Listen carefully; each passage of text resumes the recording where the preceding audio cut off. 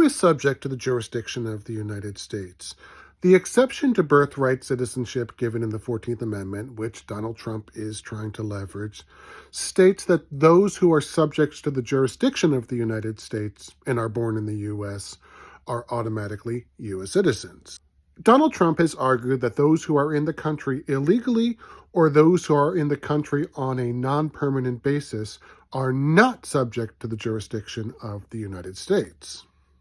In the Supreme Court case, the United States versus Wong Kim Ark, the government argued that Wong Kim Ark was not a citizen of the United States because his parents were subject to the jurisdiction of the Emperor of China, and therefore they were not able to pass on citizenship to him.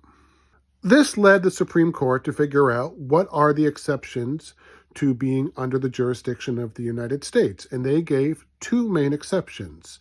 The first of which is that you are a diplomat of some sort.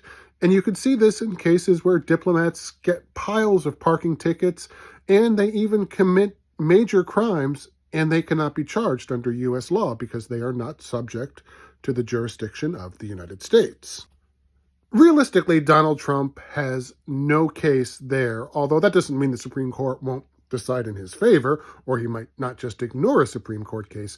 But I think he's going to try to use the second clause, which states that an invading army, a military force, is also not subject to the jurisdiction of the United States. Now, people who are in the country illegally are not an invading army, although that is the rhetoric that Donald Trump and his ilk like to use. Invading armies tend not to have their members applying for jobs in the countries that they are in the act of invading. American GIs did not, on the side, get jobs in bookstores and hotels and restaurants in Germany while they were invading Germany in World War II. One important thing to keep in mind is at the time of Wong Kim Ark, there was no concept of illegal immigration. But again, it's difficult to imagine you would say an illegally present person is not subject to the jurisdiction of the United States. If an undocumented immigrant unalives somebody, they can be charged under U.S. law.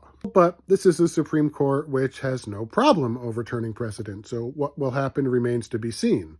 And there is also the test of, will Donald Trump respect a Supreme Court decision?